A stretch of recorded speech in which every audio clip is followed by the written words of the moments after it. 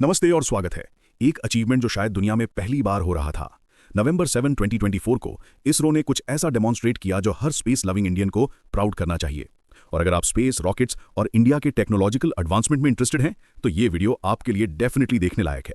तो चलें समझते हैं कि इसरो ने क्या ब्रेक थ्रू अचीव किया और ये इंडिया के स्पेस एम्बिशंस के लिए क्यों इंपॉर्टेंट है। पहले बेसिक समझ लेते हैं। CE-20 इंजन ये इसरो का मोस्ट पावरफुल क्रायोजेनिक इंजन है। क्रायोजेनिक मतलब क्या? इंजन जो एक्सट्रीम कोल्ड टेम्परेचर्स पर काम करता है। हाँ, लिक्विड हाइड्रोजन और लिक्विड ऑक्सीजन यूज करता है, दोनों सुपर कोल्ड होते हैं। अब ये CE-20 इंजन कौन सा रॉकेट पावर करता है? LVM-3, इंडिया का मोस्ट पावरफुल ऑपरेशनल रॉकेट।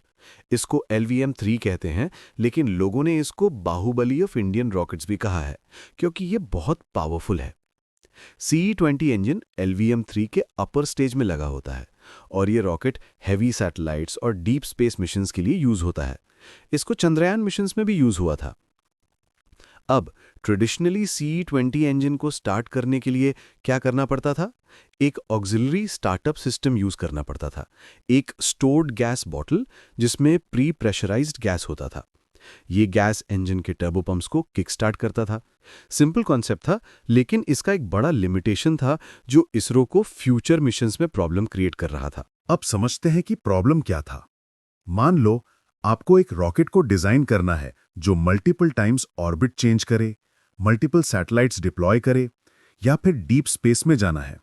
इसका मतलब इंजन को मल्टीपल टाइम्स रीस्टार्ट करना पड़ेगा, इन फ्लाइट रीस्टार्ट्स।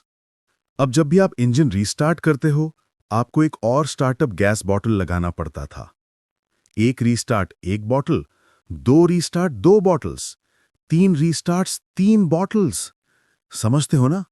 हर एक बॉटल का वेट होता है, हर एक बॉटल प्रेशर सिस्टम का वेट होता है, हर एक बॉटल प्लम्बिंग और कनेक्शंस का वेट होता है। इसरो के इंजीनियर्स को यह वेट प्रॉब्लम बड़ा इश्यू लग रहा था, क्योंकि रॉकेट में एवरी किलोग्राम मैटर करता है। ज्यादा वेट मतलब कम पेलोड कैपेसिटी, और कम पेलोड मतलब कम सैटेलाइट्स ला सकते हो। तो इसरो के साइंटिस्ट ने सोच समझा, क्या हम इंजन को बिना ऑक्सिलरी सिस्टम के डायरेक्टली स्टार्ट कर सकते हैं? क्या हम बूटस्ट्रैप मोड यूज कर सकते हैं? बूटस्ट्रैप मोड, अब ये टर्मिनोलॉजी सॉफ्टवेयर में भी यूज होते हैं, लेकिन रॉकेट इंजन्स में ये क्या होता है? बूटस्ट्रैप मतलब pull yourself up by your own bootstraps, मतलब इंजन खुद अपने आप को स्टार्ट करते हुए अपने स्टेडी स्टेट तक पहुंचेगा, किसी एक्सटर्नल हेल्प के बिना। इसरो ने नवंबर 7 को महेंद्रगिरी, तमिलनाडु में एक टेस्ट फैसिलिटी में CE-20 इंजन के लिए बूटस्ट्रैप मोड टेस्ट किया। वैक्यूम कंडीशंस में, मतलब स्पेस जैसे कंडीशंस में। टेस्ट 10 सेकंड्स का था। टेक्निक क्या था? इंजीनियर्स ने मल्टी एलिमेंट इग्नाइटर यूज किया थ्रस्ट चेंबर में और गैस जनरेटर में भी। फिर क्या होता है?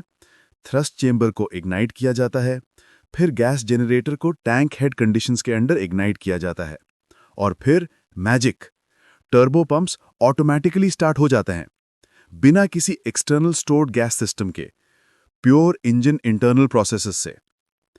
इसरो ने ऑफिशियली कहा कि ये achievement perhaps for the first time in the world है। मतलब दुनिया में शायद पहली बार किसी ने gas generator cycle cryogenic engine को बूटस्ट्रैप मोड में स्टार्ट किया था। चाइना ने ट्राई किया था शायद, रशिया में ट्रेडिशंस थे, लेकिन इसरो ने सक्सेसफुली डेमोन्स्ट्रेट किया। अब नंबर्स और फैक्ट समझते हैं। CE-20 इंजन ऑलरेडी क्वालिफाइड है 19 से 22 टन्स थ्रस्ट लेवल के बीच में। गगनयान प्रोग्राम, इंडिया के ह्यूमन स्पेस फ्लाइट मिशन के लिए भी ये इंजन यूज होगा, और वहां पे इंजन रीस्टार्ट कैपेबिलिटी बहुत इंपॉर्टेंट होगी। टेस्ट सक्सेसफुल था, completely controlled, completely safe. ISRO के टीम ने रियल टाइम पैरामीटर्स मॉनिटर किए, टेम्परेचर, प्रेशर, वाल्व टाइमिंग, सब कुछ परफेक्टली ट्रैक किया, और result perfect ignition, smooth engine operation, clean shutdown, text book success. अब समझते हैं कि ये अचीवमेंट दुनिया और इंडिया के लिए क्यों बड़ा डील है। पहला, ग्लोबल कंपटीशन में इंडिया का पोजीशन। सिर्फ 6 कंट्रीज में ऑपरेशनल क्रायोजेनिक इंजन टेक्नोलॉजी है: USA, Russia, France, China, Japan और इंडिया।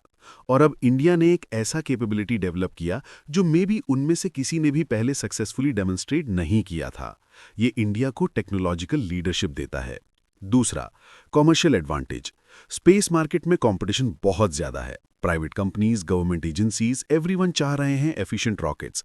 अगर इंडिया बूटस्ट्रैप मोड यूज कर सकता है तो ज्यादा पेलोड्स ला सकते हैं, ज्यादा फ्लेक्सिबल मिशंस एग्जीक्यूट कर सकते हैं। ये कॉम्पिटिटिव एडवांटेज देगा इसरो को। तीसरा, गगनयान प्रोग्राम 2025-26 में एस्ट्रोनॉट्स को स्पेस भेजने की प्लानिंग है।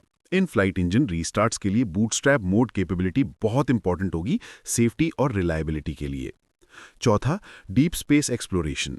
चंद्रयान, मंगलयान, आदित्य L1 सब मिशंस कॉम्प्लेक्स हैं। फ्यूचर में lunar lander, Mars missions, space station ambitions सब के लिए मल्टीपल इंजन रीस्टार्ट्स चाहिए होंगे।